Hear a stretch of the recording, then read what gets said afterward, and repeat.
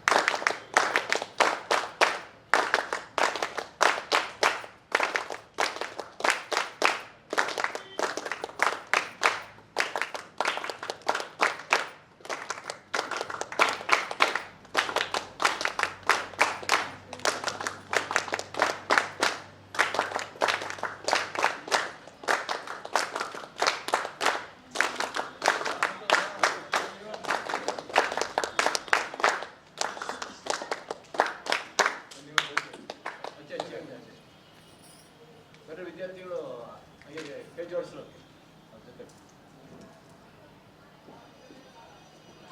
ಬಳಿಕ ಮಾತನಾಡಿದ ವಿಶ್ವ ಹಿಂದೂ ಪರಿಷತ್ ಮೈಸೂರು ಗ್ರಾಮಾಂತರ ಜಿಲ್ಲಾಧ್ಯಕ್ಷ ಕುಂಟೇಗೌಡ, ರಾಷ್ಟ್ರೀಯ ಸೇವಾ ಯೋಜನೆಯ ಬಗ್ಗೆ ಕೆಲವರಲ್ಲಿ ತಪ್ಪು ತಿಳುವಳಿಕೆ ಇದೆ. ಯಾವುದೋ ಒಂದು ಕಡೆ ಹೋಗಿ ಕಸ ಸಂಗ್ರಹ ಮಾಡುವುದು, ಚರಂಡಿ ಸ್ವಚ್ಛ ಮಾಡಿಸಿ ಒಂದು ಫೋಟೋ ತೆಗೆದು ಹಾಕ್ತಾರೆ ಎಂಬ ಭಾವನೆ ಬಹುತೇಕ ಜನರಲ್ಲಿ ಇದೆ.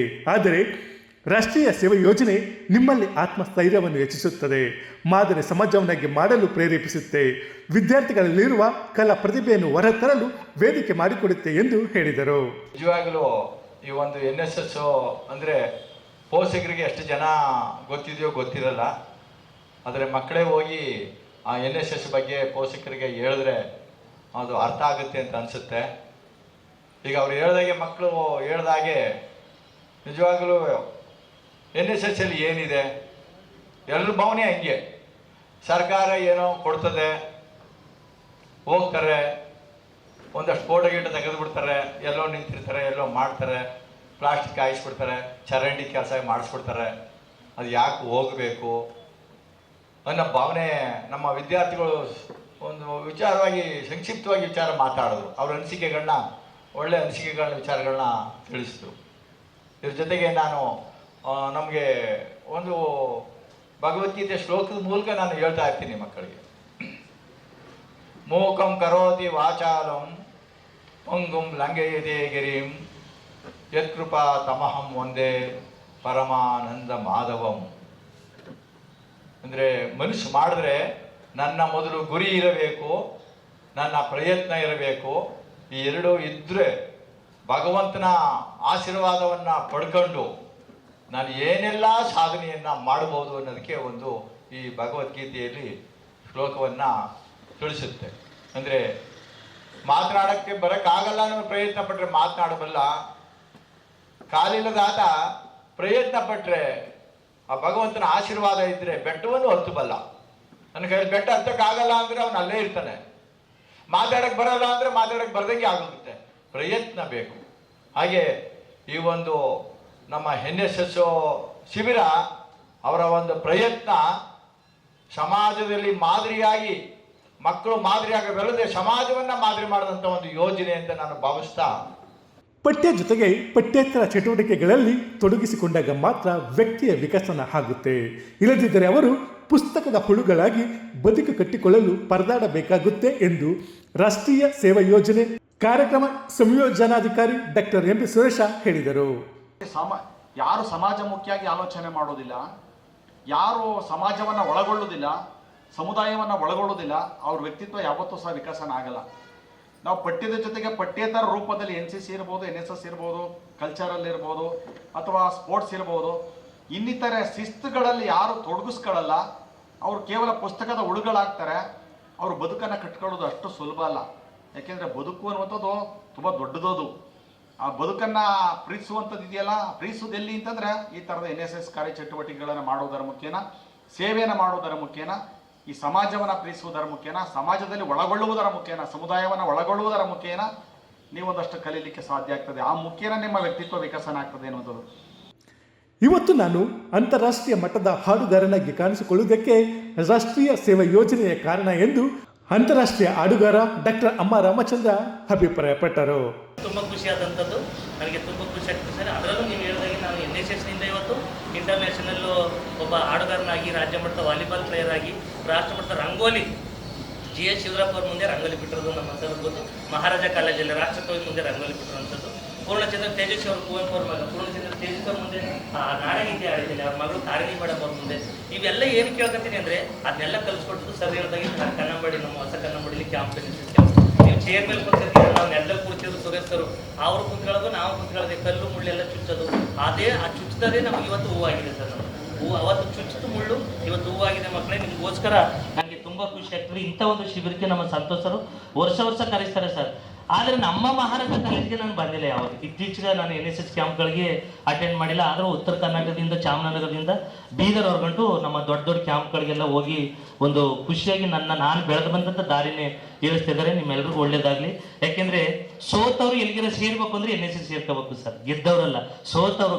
ಯಾಕೆಂದರೆ ನಾನು ಹೇಳಿದೆ, SSLCಲಿ ಫೇಲ್ ಆದಂಥ ವ್ಯಕ್ತಿ MAದಲ್ಲಿ ಚಿನ್ನದ ಪದಕವನ್ನು ಪಡ್ಕೊಂಡು ಅದೇ ಯೂನಿವರ್ಸಿಟಿಲಿ 2 MA ಮಾಡಿಕೊಂಡು ಅದೇ ಯೂನಿವರ್ಸಿಟಿಲಿ ಮೈಸೂರು ಅರಮನೆ ಬಗ್ಗೆನೇ ನಾನು ಡಾಕ್ಟರೇಟ್ ಪಡ್ಕೊಂಡಾಗ ನಮ್ಮ ಮೈಸೂರು VC ಅವರಾಗಿರ್ಬೋದು, DC ಅವರಾಗಿರ್ಬೋದು, ಅಮ್ಮ ರಾಮಚಂದ್ರಗೆ ಇವ್ರು ಮಾತ್ರ ಕೊಟ್ಟರಾಗಲ್ಲ, ರಾಜ್ಯಪಾಲರಿಂದ ಕೊಡಿಸ್ಬೇಕು ಅಂತೇಳಿ ನಮ್ಮ ಸುರೇಶ್ ಸರ್ ಇದ್ರು, ರಾಜ್ಯಪಾಲರೇ ಕೊಟ್ಟರು. ಅದನ್ನು ನಮ್ಮ ಮೈಸೂರು ಯೂನಿವರ್ಸಿಟಿ ವೆಬ್ಸೈಟ್ ಹಾಕೊಂಡಿದ್ದಾರೆ, ಫೇಸ್ಬುಕ್ ಹಾಕಿದ್ದಾರೆ, ಎಲ್ಲಕ್ಕೂ ನಮ್ಮ ಫೋಟೋವನ್ನು ಹಾಕಿರುವಂಥದ್ದು. ನನಗೆ ಅದಕ್ಕೆಲ್ಲ ಸಲ್ಲಬೇಕಾದ ಯಾವ್ದು ಅಂದರೆ NSSಗೆ ಸರ್. ನಮ್ಮ ಸಂಯೋಜನೆ ಅಧಿಕಾರಿಗಳಿದ್ದಾರೆ, ಈ ರೀತಿ ಇವ್ರಿಗೆ ಸಲ್ಲಬೇಕು. ಕಾರ್ಯಕ್ರಮಕ್ಕೂ ಮುನ್ನ ಶ್ರೀ ಕೆನ್ಗಡೇಶ್ವರ ದೇವಸ್ಥಾನಕ್ಕೆ ಡಾಕ್ಟರ್ MP ಸುರೇಶ ಮತ್ತು ಕುಂಟೇಗೌಡರು ತೆರಳಿ ಪೂಜೆ ಸಲ್ಲಿಸಿದರು.